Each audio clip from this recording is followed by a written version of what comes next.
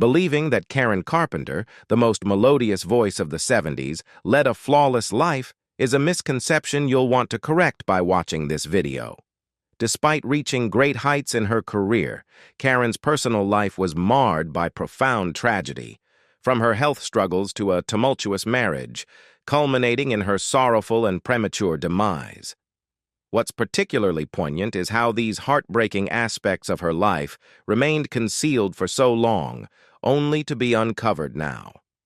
Don't hesitate. Join us in this video as we delve into the life and tragic death of Karen Carpenter. Karen Carpenter, renowned as one half of the iconic 70s brother-sister duo The Carpenters, holds a memorable place in music history.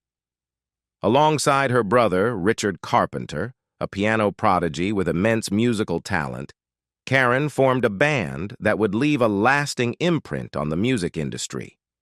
Richard, instrumental in the formation of the band, may have been the driving force, but it was Karen who captured the hearts of the public. Karen's exceptional drumming skills and her deep, resonant contralto vocals were the cornerstone of the Carpenters' distinctive sound. These attributes garnered widespread acclaim from both fans and critics, establishing her as a standout talent in the duo. Today, when people recall The Carpenters, it is Karen's unique voice that resonates most strongly in their memories. However, Karen Carpenter's legacy extends beyond her musical achievements. She is also remembered for bringing national attention to anorexia nervosa, an eating disorder not well understood at the time. In an era when the complexities of mental and physical health disorders were not fully recognized, Karen's battle with anorexia nervosa highlighted the serious nature of this condition. Her struggle, visible to the public as she became increasingly frail, played a crucial role in raising awareness about the disorder. Tragically, it was Karen's own fight with anorexia nervosa that underscored the urgent need for greater understanding and attention to such health issues. Her passing not only left a void in the music world but also served as a poignant reminder of the devastating impact of eating disorders. In the 1970s, the public's understanding of eating disorders was markedly limited compared to today's knowledge. This lack of awareness was evident in the case of Karen Carpenter, whose visibly frail appearance raised concerns but left many unable to comprehend the underlying issue. Anorexia nervosa, the disorder Karen battled, is often associated with issues of control, and it seems this was a significant factor in her struggle. Karen's family dynamics played a crucial role in her psychological landscape. Her brother Richard was openly favored by their mother and was often regarded as the more talented sibling. This preference likely contributed to Karen's feelings of inadequacy and a desire for control in other areas of her life. Additionally, Karen was perceived as overweight during her younger years, a self-image that she deeply resented. In her pursuit of acceptance and control, Karen turned to the Stillman diet, a low-carbohydrate diet plan. After high school, she lost 20 pounds following this regimen, a change that was met with praise from her family and friends. This positive reinforcement may have inadvertently fueled her descent into anorexia. Unfortunately, Karen's efforts to control her weight did not stop with this initial weight loss. The combination of familial pressures, societal expectations, and personal insecurities created a perfect storm, propelling her further into the grips of her eating disorder. As Karen Carpenter's battle with anorexia nervosa deepened, her obsession with controlling her diet and weight intensified. She meticulously counted calories and carefully planned her daily food intake, relentlessly pursuing her goal of losing more weight. This extreme focus on diet became increasingly noticeable to those around her. Family and friends began to observe Karen's unusual eating behaviors, particularly during mealtimes. According to a report by The Guardian, Karen developed a pattern of pushing and rearranging her food on her plate, creating the illusion of eating without actually consuming much, if any, of her meal. She would often offer portions of her food to others at the table, a strategic move to empty her plate without actually eating. These actions were more than mere quirks. They were manifestations of her struggle with an eating disorder. The physical consequences of her actions became alarmingly evident when her weight dropped to a mere 80 pounds. At this point, the severity of her condition was undeniable. Despite the clear signs of a serious health issue, the solution seemed straightforward to her friends and family. Karen just needed to eat more. Despite her achievements, she was deeply troubled by concerns about her weight and appearance. Her struggle with anorexia nervosa was compounded by the use of ipecac, a drug known to induce vomiting, as reported by Time magazine. This dangerous practice further jeopardized her already fragile health. The physical toll of her eating disorder was severe. Karen was often so drained between performances that she could do little else but rest. Her exhaustion reached such extremes that she sometimes slept for up to 16 hours a day. This level of fatigue was not just a result of her rigorous professional schedule, but also a direct consequence of her inadequate nutrition and the strain of her eating disorder. In an interview with People, Richard Carpenter, Karen's brother, recounted his efforts to encourage her to eat more and maintain their demanding schedule. He observed that her diet was extremely limited, often consisting of just salads and sometimes only dry toast for breakfast. Richard's attempts to intervene varied in approach. He tried numerous strategies, from gentle persuasion to scolding, in hopes of convincing her to eat. Despite his frustration, which sometimes led to losing his temper, Richard emphasized that his actions were motivated by love and concern for his sister's well-being. Karen Carpenter's deteriorating health and appearance were not only a concern to her family, but also became increasingly evident to her fans. As she continued to perform, the physical manifestations of her anorexia nervosa became alarmingly visible to the public. Her once vibrant presence was overshadowed by a noticeable change in her appearance, which had become gaunt and skeletal. This dramatic transformation was shocking to many who had followed her career. The extent of Karen's physical decline was such that her fans, lacking awareness of anorexia nervosa, began to speculate about possible illnesses. The idea that she might be suffering from an eating disorder like anorexia nervosa was not widely considered. Instead, there was rampant speculation that Karen might be battling cancer or another severe disease. This misperception highlights the lack of public understanding about eating disorders at the time. The Guardian reported on a review by Variety that exemplified the public's reaction to Karen's appearance. While the reviewer praised her performance, there was a noticeable concern for her physical state. The reviewer described Karen as terribly thin, almost a wraith, and suggested that her attire should be more flattering. This comment, while focusing on her appearance, subtly acknowledged the severity of her condition. By 1981, Karen Carpenter reached a pivotal moment in her struggle with anorexia nervosa, recognizing the severity of her condition and the urgent need for professional help. This acknowledgement marked a significant shift in her approach to her illness. According to The Guardian, Karen decided to begin treatment with a psychotherapist in New York who specialized in eating disorders. This decision to seek specialized therapy was a crucial step toward addressing her anorexia nervosa. Despite the critical nature of her condition, Karen's choice to undergo therapy was met with skepticism by her family. During this period in American culture, mental health issues were often stigmatized and viewed as a source of embarrassment. This societal view significantly influenced the perception of her family towards mental health treatment. They struggled to understand the necessity and efficacy of therapy for anorexia nervosa, a condition that was, at the time, poorly understood in terms of its psychological and health implications. To them, therapy seemed an inadequate or even pointless approach. Richard Carpenter, Karen's brother, had a different perspective on her treatment.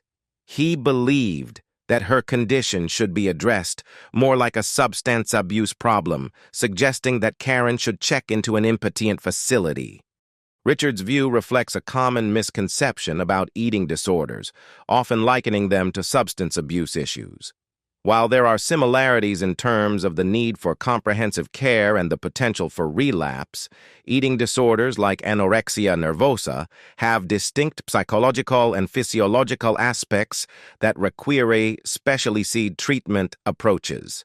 Despite Karen Carpenter's commitment to recovery, her journey was fraught with challenges. Her dedication to getting well was undermined by continued harmful practices. She persistently engaged in vigorous exercise to burn off calories and resorted to self-induced vomiting. These behaviors were deeply ingrained coping mechanisms associated with her anorexia nervosa, difficult to overcome even with the intent to recover. In 1982, Karen's health deteriorated further. Her continuous weight loss led to severe dehydration, a serious condition that necessitated medical intervention. As a result, she was admitted to Lenox Hill Hospital. There, she received crucial medical care, including being placed on an intravenous drip. This treatment was a significant step in addressing the immediate dangers of her physical state. Encouragingly, the hospital treatment proved beneficial, and Karen was able to increase her weight to 110 pounds. However, the long-term effects of her eating disorder and her use of ipecac had already placed an immense strain on her heart. Anorexia nervosa, particularly when coupled with behaviors like self-induced vomiting, can lead to severe and often irreversible physical damage, including critical heart issues. Tragically, on February 1, 1983, at the young age of 32, Karen Carpenter collapsed and died in her bedroom at her parents' house. The cause of her death was heart failure, a direct consequence of the physical toll taken by her prolonged battle with anorexia nervosa and the effects of ipecac abuse. The autopsy revealed no evidence of a drug overdose, but it did indicate that her reliance on ipecac significantly contributed to her heart failure. Karen Carpenter's early life and family dynamics played a significant role in shaping her struggles with eating disorders. Born in 1950 in New Haven, Connecticut, she moved with her family to Downey, California, when she was 13 years old. During these formative years, it became apparent that her older brother, Richard, was not only a piano prodigy, but also the favored child of their mother, Agnes. The biography Little Girl Blue, The Life of Karen Carpenter by Randy L. Schmidt delves into the impact of these family dynamics on Karen's mental health. Schmidt suggests that Karen's battles with both anorexia and bulimia were, in part, a response to the painful realization that she was not as loved by her mother as her brother Richard was. This lack of maternal affection likely contributed to a profound sense of inadequacy and a longing for control in other areas of her life. In a situation where Karen felt powerless to win her mother's affection, she found a sense of control in managing her food intake. This behavior is a common theme in many cases of eating disorders, where individuals seek to exert control over their bodies as a means of coping with feelings of helplessness or inadequacy in other aspects of their lives. For Karen, controlling her diet and body weight might have provided a temporary sense of achievement and autonomy, albeit in a harmful and ultimately destructive manner. A piece in the Irish Independent sheds light on Agnes Carpenter's attitude, suggesting she prioritized outward appearances over Karen's emotional and psychological well-being. A particularly telling incident occurred during a therapy session following Karen's first hospitalization for anorexia. The therapist, in an attempt to provide emotional support and reassurance, asked Karen's family members to express their love for her. While Karen's father and brother readily complied with the therapist's request, Agnes's response was markedly different. She avoided expressing affection and instead chose to criticize the therapist for addressing her by her first name, which she found inappropriate. This incident reveals a reluctance or inability on Agnes's part to provide the emotional support and affirmation that Karen desperately needed. This strained dynamic is further dramatized in the CBS made-for-TV movie The Karen Carpenter Story. In a poignant scene, Karen, frail and nearing the end of her life, is depicted walking up the stairs. In a moment of cinematic redemption, Agnes tells Karen she loves her. However, this scene is acknowledged as a fictionalized account, not an actual event from Karen's life. Karen Carpenter's early interest in music and performance was overshadowed by the attention and praise directed towards her brother, Richard. As a young girl, Karen enjoyed singing and dancing, yet she did not receive the same level of encouragement as Richard, who was notably the favored child in their family. Richard, a Yale-trained piano prodigy, held a special place in their mother's heart, which undoubtedly influenced the dynamics within the family and affected Karen's self-perception and confidence. After high school, when Karen joined Richard's band, she was not initially considered for a prominent role as the frontwoman. Despite her vocal talent, she was positioned behind the drum kit. However, this placement aligned with her love for rhythm and beats, indicating that she found a sense of satisfaction and enjoyment in this role. Karen's affinity for drumming showcased her musical versatility and contributed to the unique sound that the Carpenters would later become known for. The turning point in their musical journey came when the band disbanded. It was then that Richard proposed to Karen the idea of forming a brother-sister duo. This suggestion marked the beginning of what would become a highly successful and influential musical partnership. As a duo, Karen stepped into a more prominent role, showcasing not only her drumming skills, but also her exceptional vocal abilities. The rise to fame for the Carpenters, the iconic brother-sister duo of Karen and Richard Carpenter, was a blend of initial setbacks and eventual triumph. Their journey to stardom began in 1969 when they signed with A&M Records. Although their debut album, Offering, did not achieve significant success, their second album, Close to You, marked a major turning point, catapulting them to national fame. Close to You was a significant departure from their first album, both in terms of commercial success and artistic direction. The album resonated with radio listeners across the country who were charmed by the duo's soothing and melodious sound. Karen's voice, in particular, became the standout feature of their music, overshadowing Richard's piano skills, which had previously been the focal point. This shift in the spotlight from Richard to Karen marked a new dynamic in their careers. Despite the duo's success, the changing dynamics within the band led to tension. Richard, who had long been accustomed to being the center of attention, particularly as the favored child in their family, struggled with his sister's growing fame. His feelings of jealousy became more apparent during a challenging period in his life, marked by addiction to Quaaludes, a sedative and hypnotic medication. The tension reached a notable point in 1980 when Karen recorded a solo album. This project was a significant step for her, allowing her to step out of the duo's framework and explore her individual artistic expression. However, the reception of this album within the band, particularly by Richard, was less than supportive. According to an article in the AV Club, Richard ridiculed the record, leading to its shelving.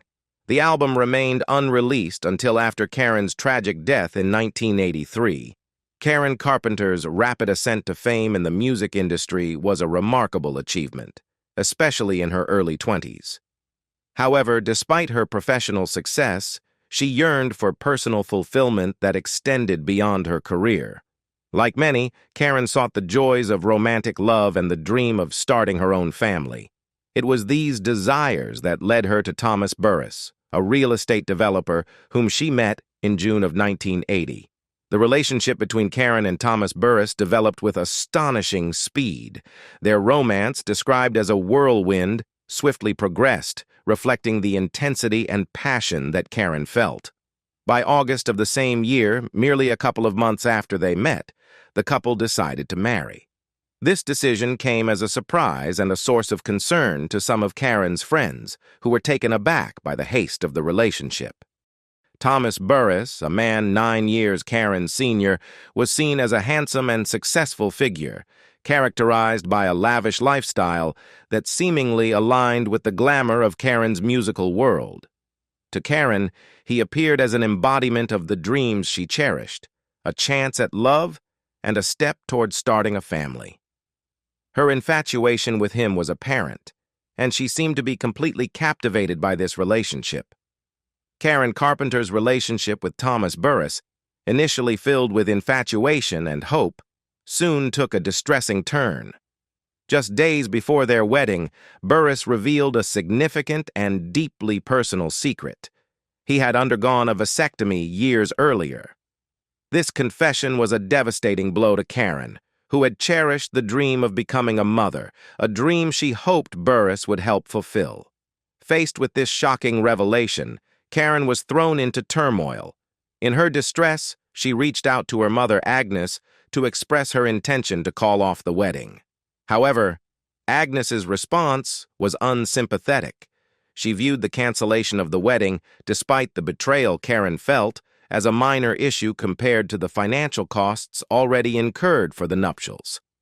Agnes told Karen that she had made her choice and must now accept the consequences, a stance that reflects a focus on appearances and social expectations rather than emotional well-being. Consequently, Karen went through with the marriage, a decision that led her into a deeply unhappy period of her life.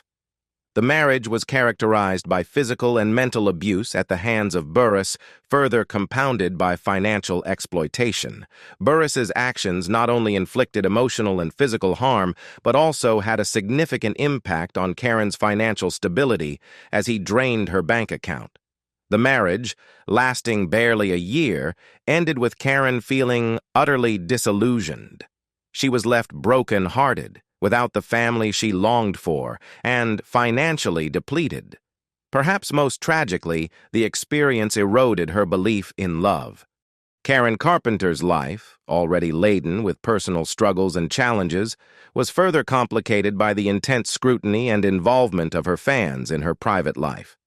As a public figure, she attracted a wide array of admirers, some of whom were deeply troubled individuals seeking guidance and support. These fans, grappling with their own issues such as drug addiction, mental illness, and familial conflicts, often reached out to Karen, seeing her as a figure of solace and understanding. In a profile featured in Rolling Stone, Karen Carpenter spoke about her experiences with these fans, whom she referred to as the strangers. These individuals often wrote to her, sharing intimate details of their personal struggles and seeking advice. Karen found herself in a difficult position, being the recipient of such heartfelt yet heavy communications. She recognized that many of these fans were in dire need of professional help, the kind that she, as a musician and not a medical professional, was not equipped to provide. Karen's response to these fans was marked by empathy but also a clear understanding of her limitations. She acknowledged the complexity of giving life advice, emphasizing the challenge of guiding someone you've never met, let alone someone you know. This sentiment reflects her awareness of the responsibility and potential risks involved in influencing someone's life decisions, especially in matters as sensitive as mental health and personal crises. At this Dallas show, an unexpected and alarming event unfolded. As an opening comedy act entertained the audience, a man suddenly rushed onto the stage and seated himself at Karen's drum kit. Initially, the audience and perhaps even the crew mistook him for part of the act. However, it quickly became evident that he was an uninvited intruder. When the police intervened, the man resisted, insisting that he was Karen Carpenter's fiancé. This incident was a stark intrusion, not only disrupting the performance but also breaching the personal boundary between the artist and the audience. This incident was not isolated. At the height of the Carpenters' popularity, Karen's parents' home in Downey, California, became a magnet for numerous male fans. These individuals would show up unannounced, asking to see Karen. One particularly intense admirer ended his vigil outside her home by repeatedly screaming her name, a display of obsession that was both disturbing and intrusive. Beyond these troubling encounters, Karen also felt the weight of being a role model for young people. She expressed this sentiment poignantly, reflecting on the original intention behind her music career. I mean, we only wanted to make a little music. This statement captures the contrast between her simple desire to create and share music and the complex, often overwhelming reality of fame. It underscores the pressure and responsibility she felt as a public figure, particularly as someone whom many young fans looked up to. In the 1970s, the Carpenters, consisting of the brother-sister duo Richard and Karen Carpenter, experienced a meteoric rise to fame, epitomizing the era's musical landscape with their unique sound. Their success was marked by a series of hits that resonated deeply with audiences, including classics like Close to You, Superstar, and We've Only Just Begun. These songs, characterized by their wholesome appeal and Karen's rich contralto voice, helped them secure multiple Grammy Awards and a rapidly growing fan base. The duo's easy listening style made them household names, and they were celebrated for their clean, melodic tunes that stood in contrast to the rock and roll and psychedelic music of the time. However, the arrival of the 1980s brought significant challenges for the Carpenters, both personally and professionally. Privately, both Richard and Karen were grappling with serious health issues. Richard faced an addiction to Quaaludes, a sedative and hypnotic medication, while Karen struggled with anorexia nervosa, an eating disorder that would ultimately claim her life. These personal battles inevitably impacted their careers and the duo's ability to maintain their earlier momentum. Musically, the 1980s ushered in a dramatic shift in public taste. The decade saw the rise of hair bands and heavy metal, genres that were starkly different from the soft, romantic tunes of the Carpenters. This change in the musical landscape meant that the style that had brought the Carpenters their fame was no longer in vogue. Songs about romantic love and tender moments, which had been the duo's hallmark, were overshadowed by the more aggressive and visually flamboyant styles of the new era. Some critics, like one from Consequences of Sound, have suggested that the change in public preference during the Me decade played a role in diminishing the Carpenters' reputation. The duo's wholesome image and gentle melodies were increasingly seen as out of step with the evolving cultural and musical trends of the 1980s. This perspective highlights the impact of changing cultural and aesthetic sensibilities on the careers of musicians, particularly those whose success is closely tied to a specific style or era. The legacy of the Carpenters, particularly in the wake of their diminished popularity in the 1980s, remains a topic of debate among music fans and critics. This debate centers around the perception of their music and its place in the broader landscape of popular music. On one side, there are those who critique the Carpenters' work as being overly sentimental or cheesy, suggesting that their style was too saccharine or simplistic to warrant serious artistic consideration. This view often stems from a preference for more complex or edgier genres and a perception of the 1970s easy-listening genre as lacking depth. Contrasting this perspective, however, is a significant and vocal contingent of fans and notable figures in the music industry who staunchly defend the Carpenters' artistry. Among these advocates are influential personalities like Paul McCartney and respected publications like Rolling Stone, who affirmed that the Carpenters were indeed a genuine and substantial musical act. Their support underscores an appreciation for the duo's musical craftsmanship, the emotional resonance of their songs, and Karen Carpenter's distinctive vocal talent. The enduring appeal of the Carpenters' music is evidenced by significant modern metrics, such as the impressive viewership of their songs on digital platforms. For instance, the official YouTube video of Karen Carpenter singing Rainy Days and Mondays amassed almost 30 million views in 2019, decades after its original release. This statistic is a testament to the lasting impact of their music and its ability to continue resonating with new generations of listeners. Unfortunately, Karen Carpenter did not live to witness this enduring legacy and the digital era's revitalization of her and her brother's music. Her untimely death in 1983 meant that she could not see the continued appreciation and resurgence of interest in the Carpenters' work. This posthumous recognition is bittersweet, highlighting the tragic loss of a talented artist who did not fully experience the lasting impact of her contributions to music. What do you think about the tragic death of Karen Carpenter and her life of injustice? Leave us your comments in the section below. We hope you have found this helpful video. Don't forget to leave a like, share, and subscribe to the channel if you like it. Thank you for watching this, and see you in the next videos. Goodbye.